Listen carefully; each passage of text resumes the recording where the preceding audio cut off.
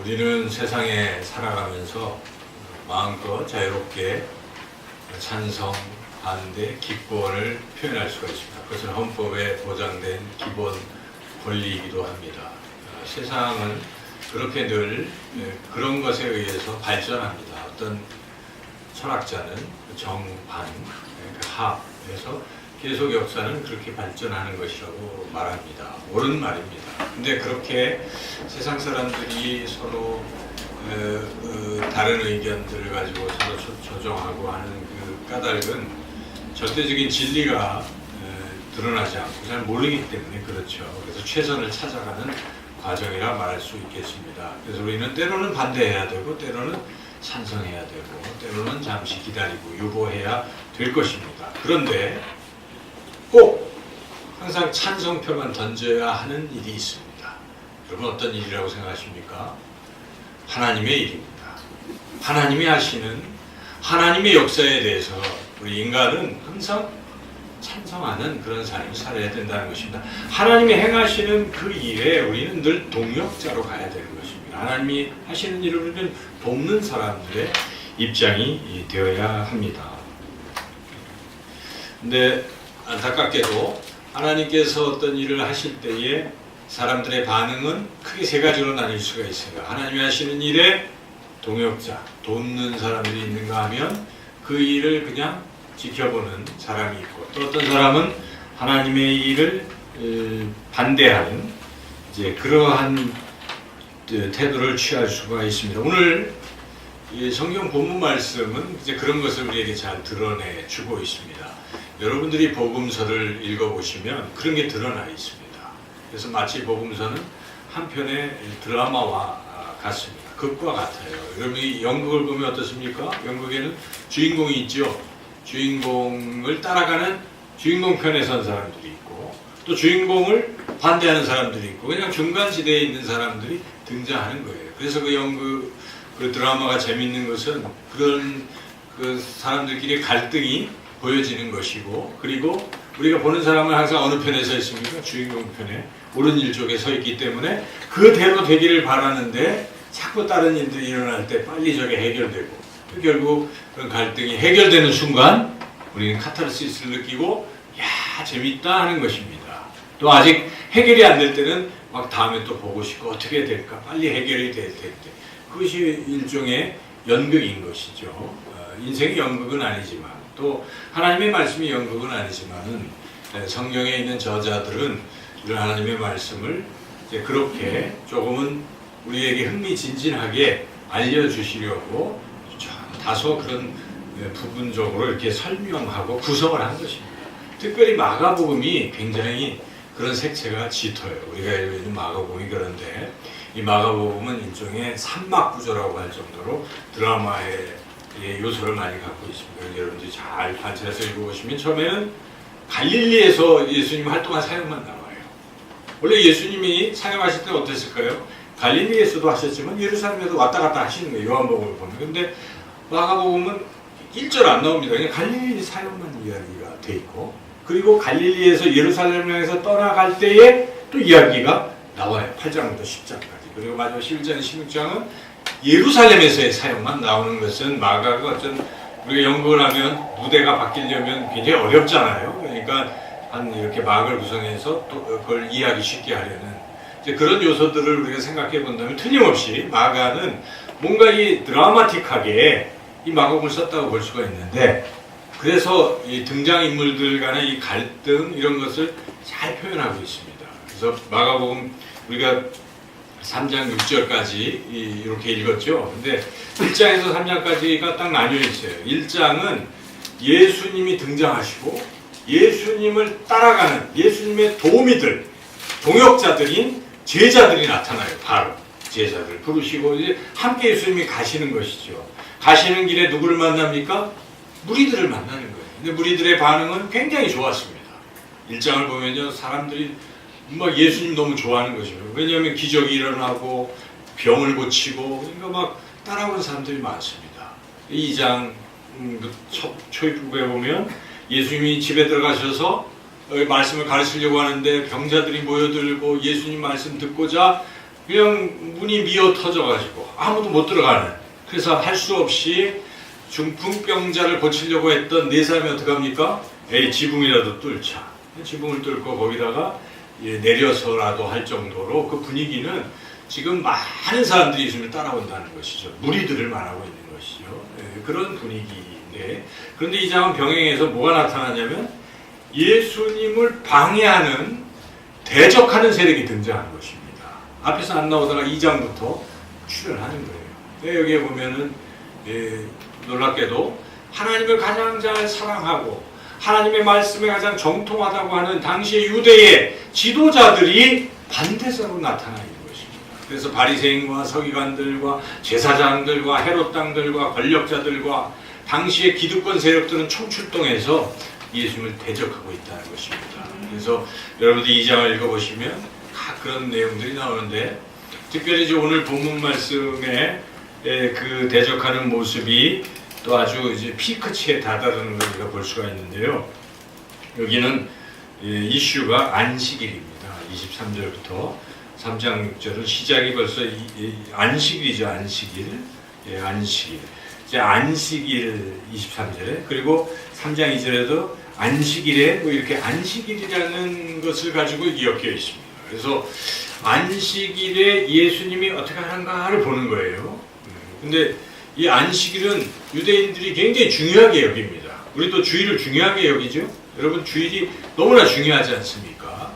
유대인들에게 안식일은 굉장히 주일과 같은 거예요. 우리가 똑같습니다. 그것은 10계명에 제4계명에 너희는 안식일을 거룩하게 지키라 하는 말씀이 있기 때문에 안식일, 당연히 우리는 안식일을 중요하게 여겨야 됩니다. 그 안식일이 오늘날은 뭐가 됐습니까? 주일로 바뀐 거죠.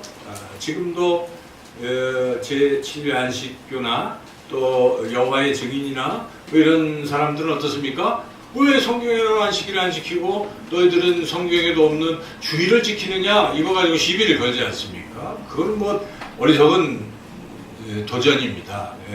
신약 성경에 보면 주의 날이라는 게 있어요. 이게 주일이거든요. 그래서 오늘 본문에도 예수님이 안식일에 뭐라고 합니까? 내가 안식일의 주인이라고 말씀. 인자는 안식일의 주인이다. 그래서 예수님이 하나님이시기 때문에 이제 예수님이 오시고 나서는 예수님 완성하시는 것이기 때문에 안식일의 완성이 주일인 것입니다. 그래서 예수님이 부활하신 날을 우리는 더 중요하게 여기는 것 당연한 것이죠. 그래서 여튼 이 안식일 문제를 가지고 당시 유대인들은 안식일에는 일하면 안 된다, 이런 규정을 가지고 있는 거예요. 근데 그것은 틀린 얘기 아닙니다, 여러분.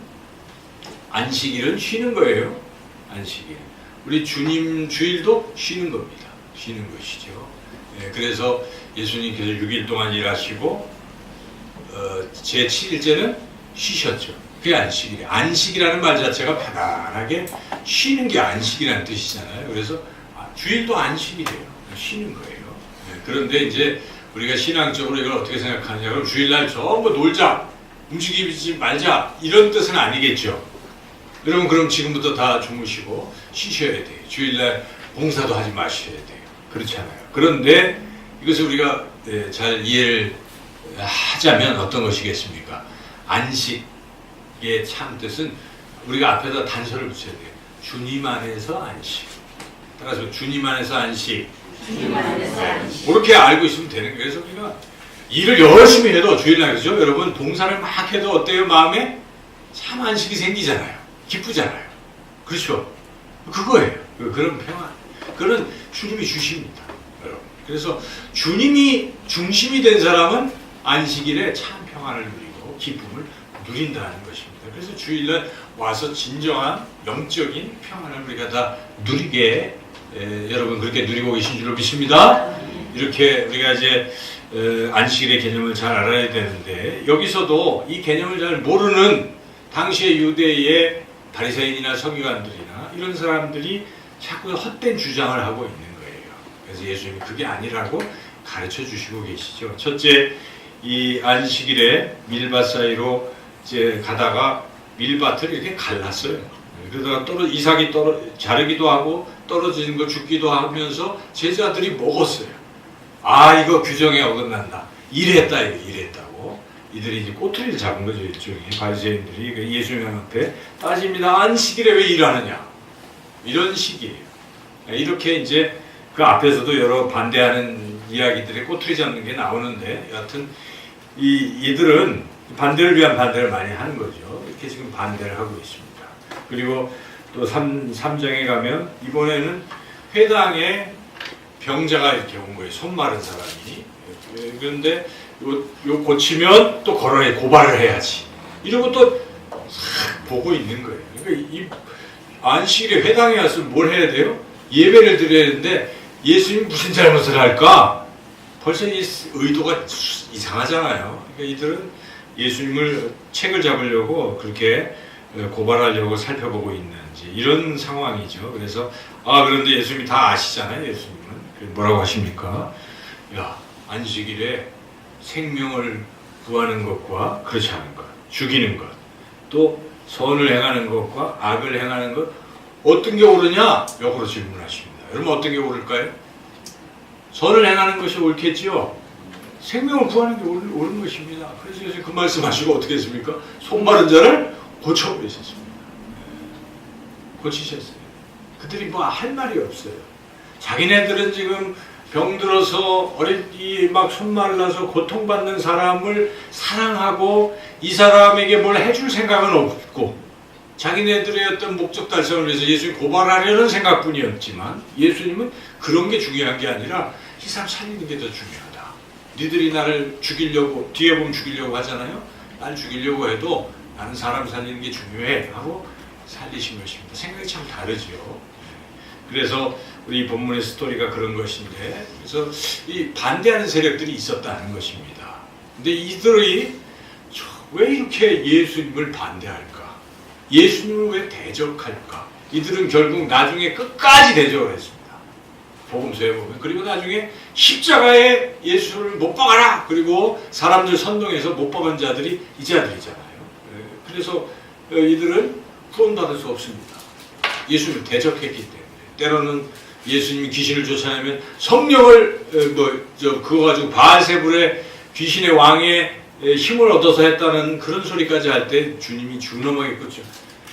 내가 하는 사역은 성령을 통해서 하는 사역인데 귀신이 아닌데 너희들이 지금 성령을 회방하는 죄를 범했다. 이 죄는 결코 받을 수 없다라고 경고까지 하시죠. 그리고 나중에 이들이 끝까지 예루살렘에 올라가셔서 예수님이 말씀하시는데 대적을 하니까 예수님이 비유 하나를 말씀하십니다. 유명한 포도원 비유를 하시는 거예요. 그게 한 주인이 포도원 주인이 멀리 떠나면서 종들에게 이거 잘 줘라. 포도원을 잘 해서 소출이 생기면 나한테 좀 줘라. 이러고 떠났어요. 그래서 때가 돼서 종들을 보내서 소출 좀 달라 이랬더니 이들이 농부들이 어떻게 합니까? 보낸 종들을 때리고 막 이런 식으로 했어요. 안 되겠다 싶어서 포도원 주인이 나중에 자기 아들을 보냈더니 야, 이 아들은 상속자야. 죽이면 이거 우리 거야 하고 죽였어요. 그 얘기를 하신 이유가 무엇입니까? 이 선지자들을 보내서 너희들이 잘못했다고 계속 보내주셨건만 말도 안 듣다가 예수님이 오시니까 지금 어떻게 하겠다는 것입니까? 예수님도 죽이려고 하는 너희들 포도원 농부들을 그 주인이 가만두겠느냐? 와서 진멸할 것이라고 그들 앞에서 선언하신 것입니다. 이 말씀의 뜻은 예수님을 계속 대적하고 반대하는 세력들에 대해서 예수님 결국 진멸하시겠다는 선언인 것이죠.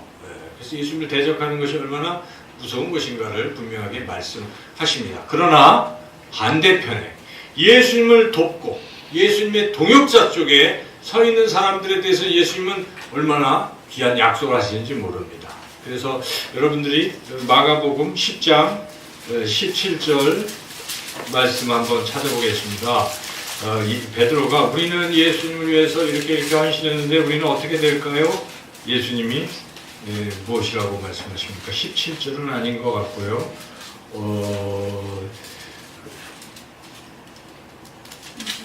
25절 아니죠. 9절입니다. 28절, 31절까지 우리 같이 한번 28절에 31절 말씀 읽어보겠습니다. 베드로가 여짜와 이르되 보소서 우리가 모든 것을 버리고 주를 따랐나이다. 예수께서 이르시되 내가 진실로 너에게 이르노니 나와 복음을 위하여 집이나 형제나 자매나 어머니나 아버지나 자식이나 전토를 벌인 자는 현세에 있어 집과 형제와 자매와 어머니와 자식과 전토를 100배나 받되 박해를 겸하여 받고 내세에 영생을 받지 못할 자가 없느니라. 거기까지 읽겠습니다. 네, 그렇습니다. 우리가 예수님을 믿고 따라가는 길에는 박해가 있어요. 우리가 고난이 있습니다. 십자가. 그러나 고난으로 끝나는 건 아닙니다. 우리가 가는 길에 성령이 우리와 함께 하시고 하나님이 함께 하셔서 그 길을 이기게 하신다는 것입니다. 여러분 사도행전 읽어보십시오. 얼마나 핍박과 박해가 있습니까? 그러나 승리하는 모습을 우리 보지 않습니까? 주님이 우리와 함께 하셔서 우리를 승리할 수 있습니다. 주님 따라가는 길은 힘들어도 항상 승리가 있기 때문에 우리가 기뻐하면서 따라갈 수가 있는 것이죠. 이렇게 우리 예수님께서 예수님을 따르는 사람들, 예수님의 제자들에게는 이런 놀라운 복을 주신다는 것입니다. 여러분 예수님을 따라가면서 어떠한 복을 받아 누리고 계십니까? 환경이 좋아지셨습니까? 그럴 수도 있어요. 네. 근데 환경이 안 좋아졌어요. 근데 예수님 믿는 사람들은 어떻습니까? 안 좋아도 소망이 있어요. 아직은 때가 아닌가 봐. 조금 지나면 될 거야. 이러잖아요, 여러분. 그리고 기도하고 나가잖아요. 그 기도한 힘이 있습니다. 예수님 믿는 사람. 왜냐하면 과거에 그랬기 때문에.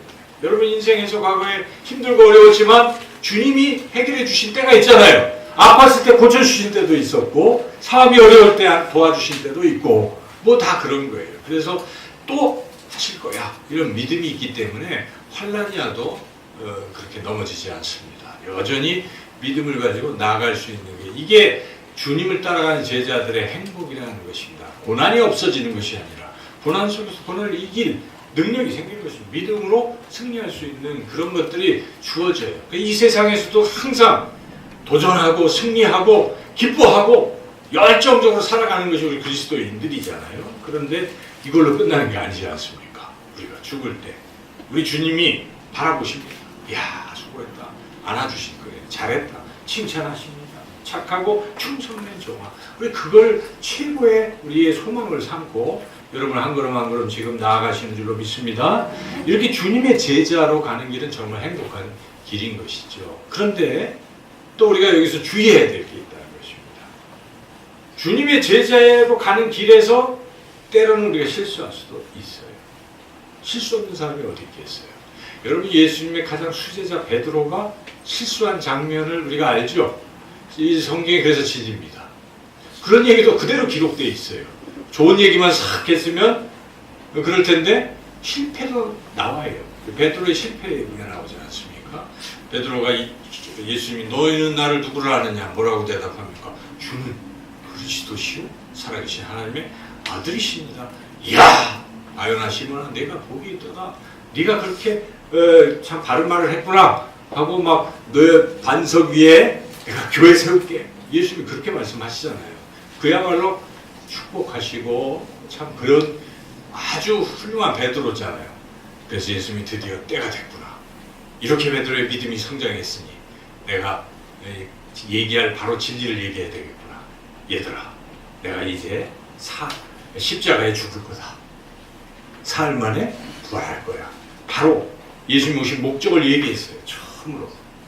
그랬더니 베드로가 뭐라고 합니까? 막 화를 내면서 원래 본문의 뜻은 화를 내면서 그냥 그림 없어서 하고 막 항변하고 가로막고 난리가 나는 것입니다. 그때 예수님께서 베드로를 보고 꾸짖습니다. 사탄아 물러가라. 사랑하는 제자지만 지금 사탄에 씌어서 하고 있기 때문에 사탄아 물러가라 이렇게 말씀하시는 거예요. 그러니까 베드로가 그런 실수에 빠졌어요. 우리도 신앙생활 할 때 실수에 빠질 수가 있어요. 아닌 사람이 어디 있겠어요. 빠집니다. 근데 우리가 빠지지 말고 주님 제자의 길을 잘 가면 얼마나 좋겠습니까? 그래서 우리가 이 본문 말씀을 잘 묵상하면서 어떻게 하면 우리가 실수하지 않고 주님을 잘 따라가는 제자의 길로 갈 수 있을까? 이 대적자들을 반대로 뒤집어서 생각하면 되는 거예요. 대적자들이 왜 그렇게 자꾸 그런 식으로 했을까? 가장 중요한 거는요. 자기 것을 내려놓지 않기 때문에 그렇습니다. 여러분, 자기 것을 내려놓지 아니하면 예수님 따라가기 참 어렵습니다.